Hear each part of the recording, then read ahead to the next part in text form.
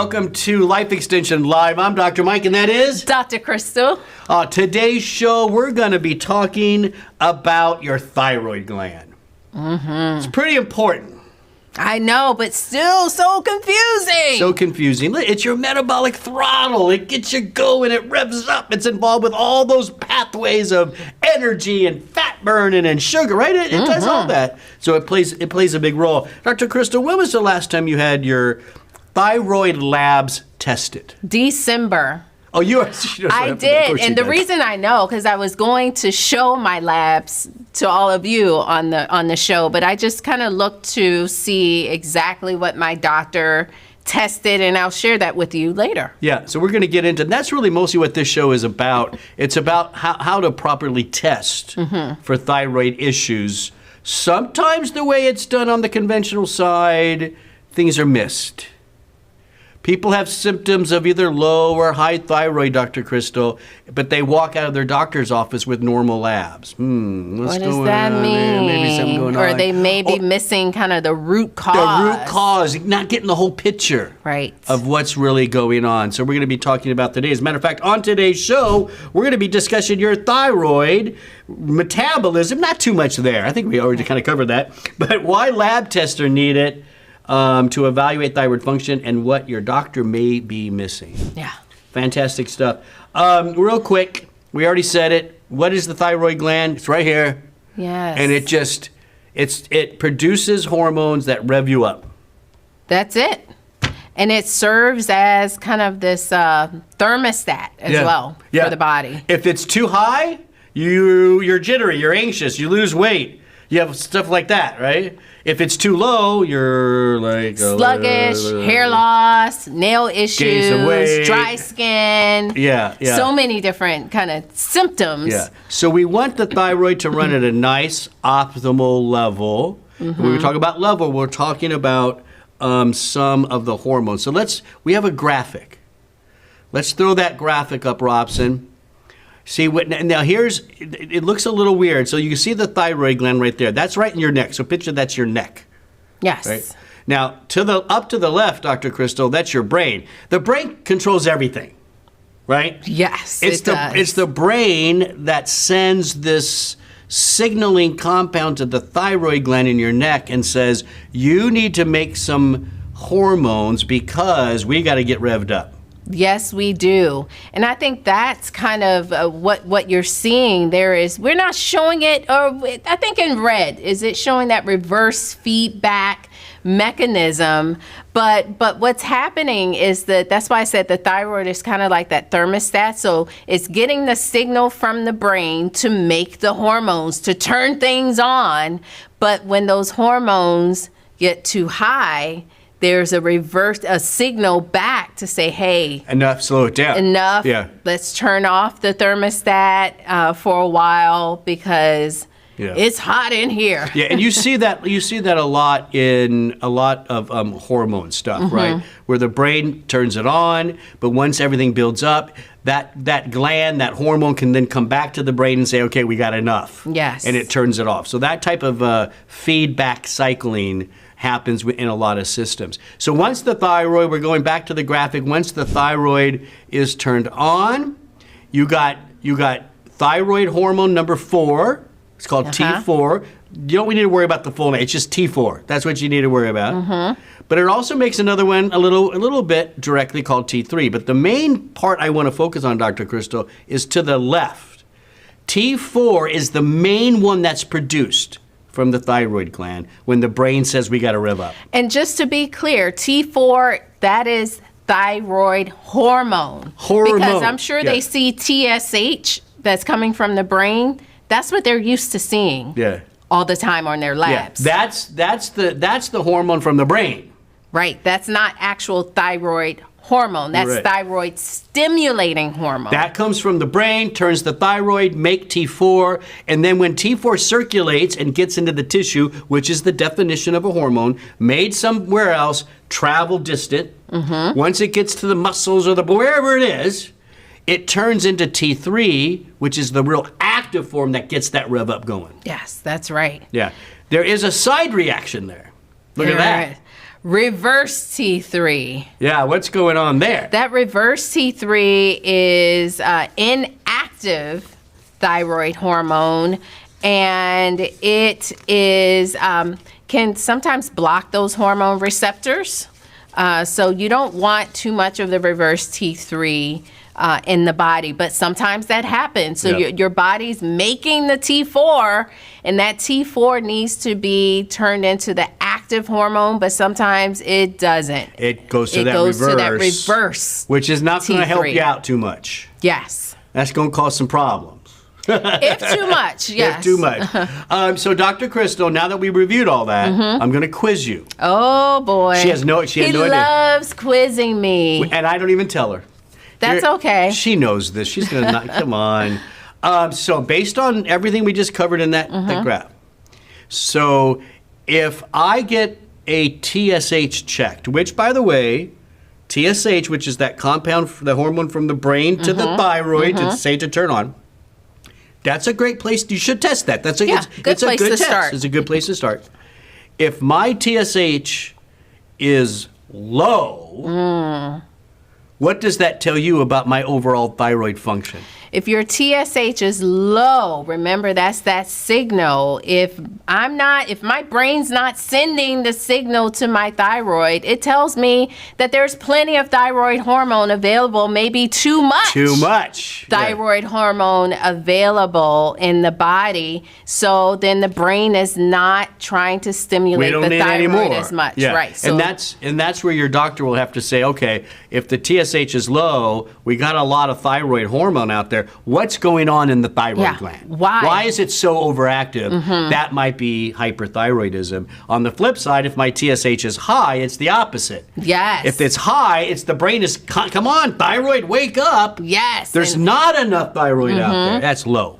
Yes. That's hyperthyroidism. So I think that's a point of confusion right there, that hopefully we've cleared it up. When you look at that TSH, you don't want it too high. Yeah. You don't want it too low, and if it's too high, it means you have low hormones. If the TSH is too low, that means you have high thyroid hormones. So if your doctor diagnoses you with hyperthyroidism, your TSH is going to be low. So it's opposite. Right. That is very confusing on labs for people. Well, hopefully we just cleared that up. Hopefully. All right. That was fun, though. Yes. You thought it was going to be a tougher quiz, didn't you? No, I didn't. I was confident. So most doctors today, they might even just start with the TSH. They shouldn't. There should be a little bit more. Most conventional doctors, I think, now are doing a TSH. They're testing what's called a total T4, a free T4, and maybe a free T3, maybe not. Now, let's don't get too wrapped up in total and free. It just turns out some hormones, you guys, they need help getting around the bloodstream. And so they get, they have carrier molecules that help them, right? So when the thyroid makes T4, there's a carrier molecule that helps it get around the blood. But then it eventually has to get off that molecule so it can become T3. Right. So total T4 is looking at thyroid that has that carrier molecule plus thyroid that's free from that. But you can also just test how much of that T4 is free. Right, and what's free is what's available to get into the cell that's going to be converted into the T3, which is the active. Now, let's go back to the intro, because my labs in December, my doctor, I'm just happy that he's testing my thyroid. This is, my general practitioner. He tested TSH and free T4. Okay, that was it. Yeah, because he's interested more in what you have really at the tissue level and what's going on. Again, and I'm just satisfied that he's even thinking about my thyroid. So that's number one. Get your doctor to at least think about thyroid health. Well, this takes us then into what we think is really the best thing you can do. If you're interested in getting, and again, it's. Do you want just a little information, or do you want as much as you can to tell the complete story? Right. Yeah. And so there are what we call comprehensive thyroid panels. Comprehensive thyroid panels, it's like the name says. it's covering so much more than just the TSH. That's right. So you want to go over some of that stuff? Yeah, so of course there's the TSH. There is the total T4. Whoa. The free T4, again, that free T4 is able to get into your cells. And then you have your free T3. Did I say, And let me then- make sure I'm not missing anything. The free T3. You got it. You have the reverse T3. So we saw most of that on the graph. And then this is the part that I think is really interesting. You can also measure autoimmune antibodies that could be attacking the thyroid. So you also have antibodies that you can test that can be the cause of thyroid issues, cause. Let's back up, talk a little bit about some of these, specifically reverse T3 and the antibodies, and why we think these are good to know. Yeah, did you want to No, start? go ahead. Well, let's start with reverse T3. Yeah. If that's high, why is that? Why is my T4 not becoming my T3 the way it should in that graph? So first of all, I think it's a great sign that maybe you tend to see stress causing an issue with the body converting the T4 to T3 again, because if it's not going to T3, it's going to reverse T3. Right. So stress can be involved in causing it to turn into reverse T3. If I'm not mistaken, Dr. Crystal, there is some evidence that's, and what is that stress thing getting away? It's cortisol. Cortisol, yes. The stress hormone can actually inhibit that conversion. Yes, Yeah. and that's important to know because, and you think about what my doctor tested, TSH, free T4. If someone is on thyroid medication, most people are on levothyroxine or Synthroid. Their medication is T4. What if that T4 is not converting properly? So you are on the medication and you're still having thyroid symptoms and you're like, man, I'm still feeling tired. I'm gaining weight. What is happening here? Sometimes you can find out maybe my medication is converting into reverse. Into reverse T3. Another scenario could be, if your doctor is just testing TSH and say total T4 or even free T4, which is more and more common, that there's still that question. Is my T, what if I have some symptoms of low thyroid? What if I'm feeling sluggish? What if I've gained some weight? Some of that stuff we talked about, but my TSH looks okay. Yeah. My T4s look okay. That's why having more of these tests done, it tells the bigger picture. What if it shows that, actually your reverse T3 is really high. You're not converting, and maybe that's stress or some other factor. So again, it's so important to get the full picture. In this case, reverse T3 completes that picture of how is your thyroid hormone becoming the T3 in the tissue like it has to. Now, I'll give you a little caveat here that you see. With most things in the body, it's not all bad because you do find if your thyroid hormones are high, you want it to kind of go into some inactive reverse T3 as a protective mechanism from hyperthyroid, too much stimulation to that cell. But in general, you kind of want to you don't want too much. That. Yeah, you don't want too much reverse T3. And again, but here you don't know any of this unless you test all of it. Right. And you're going to be confused. Your doctor's confused. I feel like my thyroid's off. Well, everything looks fine, but they didn't test everything. You don't really know. Okay, now let's talk about the antibodies. One is called thyroglobulin antibody, or ATA, and the other one is called thyroid peroxidase antibody, known as TPO. Why are these important? Well, I like to look at these as root cause. And you can address it differently. If I have hypothyroidism and you're going to keep feeding me thyroid medication and not address an underlying autoimmune issue, which may mean that I need to be managed differently. You can't keep throwing the hormone at me.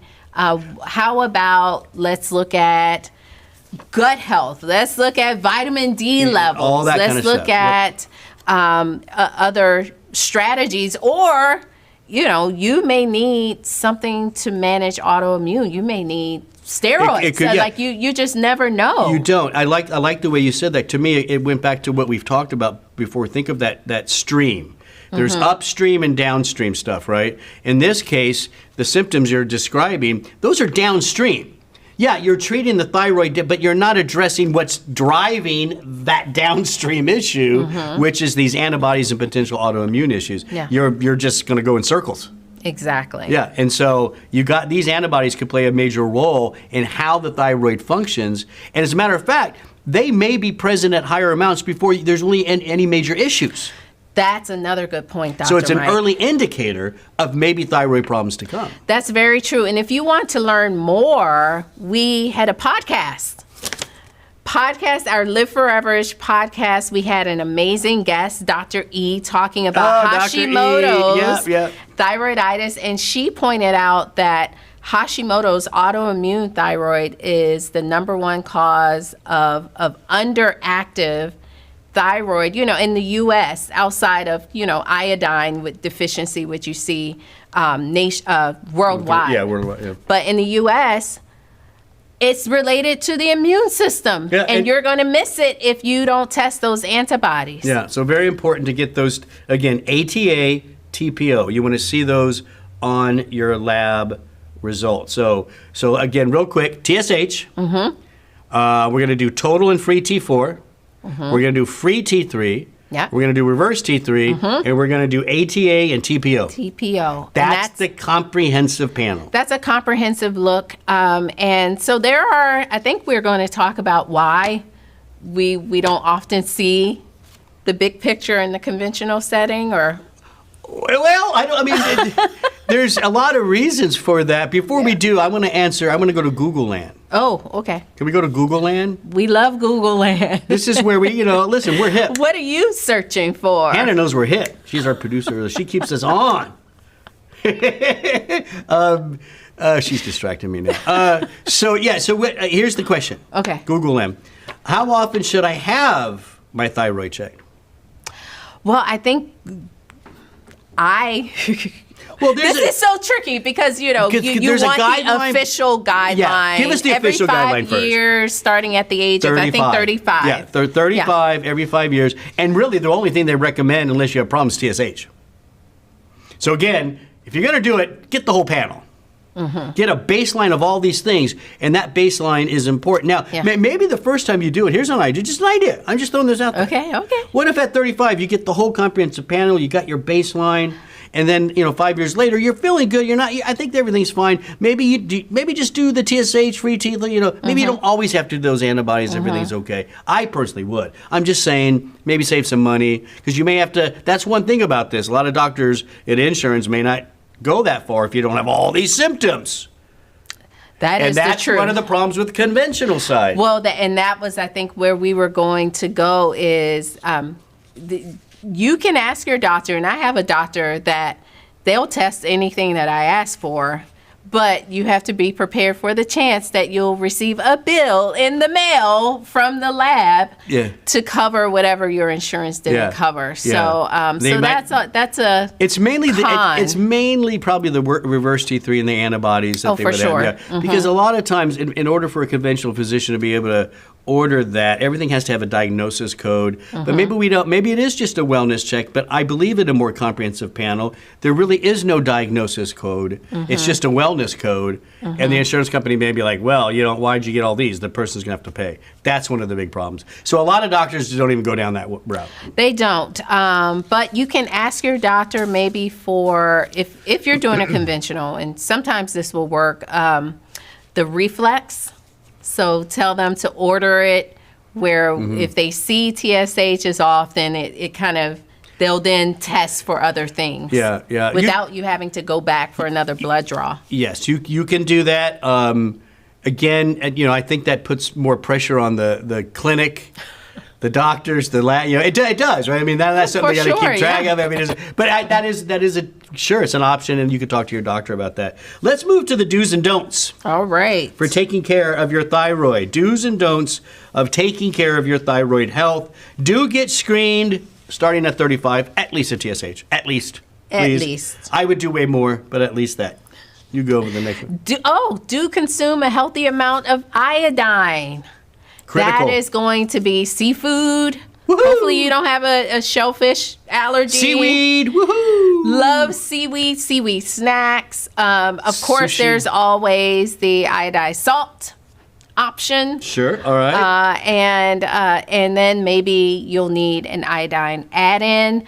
But just a cool fun fact. The T4 and the T3, the number 3 and the number 4 represent iodine on your Iodine's critical for making them. Yeah. The thyroid gland, if it didn't have iodine, can't make any of this.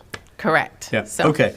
Here's mine. Do consume a healthy amount of selenium. I love that. And inositol, which are needed by the gland as well. I know definitely selenium, 100%. And there's even some evidence selenium with CoQ10. Good for thyroid, good for heart. You might as well just be taking this stuff. It's great. But selenium is an important mineral for overall thyroid health. Yeah. So is inositol. I'm surprised zinc is not here. Zinc's another. How do we miss that? Yeah. But these are nutrients that help T4 convert to T3. Yeah. So if you're taking thyroid medication, you want to have those nutrients to ensure proper conversion. It might be, I wonder if there's, if you think about it, if you're doing like a multivitamin, many of them will contain some zinc. Yeah. I don't know if a lot of them contain selenium. I mean, they should, but maybe that's why you got to think about selenium. Or Brazil nuts. See, Dad, I told you. No more than 2 Brazil nuts a day. He keeps them, and that's his prescription from his daughter. It's one of the most healthiest nuts. Yes, giving you selenium. You got one more. Oh, I do. Yes. Don't neglect follow-up with your physician if blood tests indicate abnormal values. And this is, go back in for that follow-up appointment. Yeah, for sure.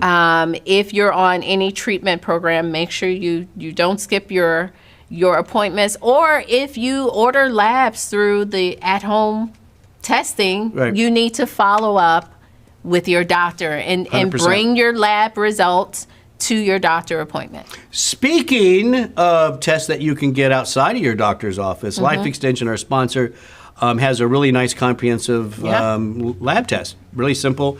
You can find that at, where can they find that at? lifeextension.com/thyroid labs. lifeextension.com/thyroid labs. It's all right there. And here's another great thing about this. When you're there, use the discount code LELIVE.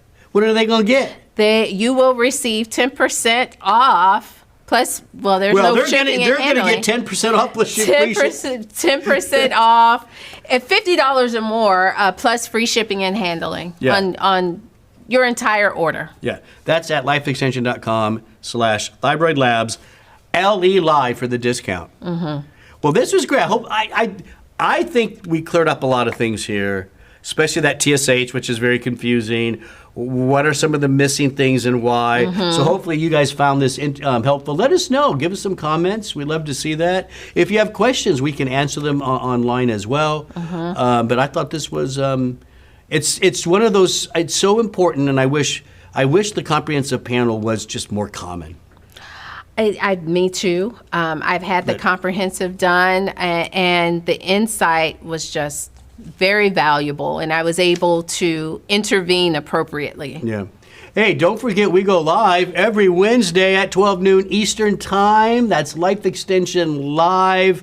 And wherever you watch us, whatever it is, X. Oh, hi, X. X, YouTube, Facebook, wherever it is, click like and share, give us a good review, talk to us, and of course, click that interested, ring that bell, because they're all different. That way, whenever we go live, you'll be notified. That's across all those different channels, Wednesdays at 12 noon Eastern Time. I'm Dr. Mike, that is Dr. Crystal. We'll see you next time.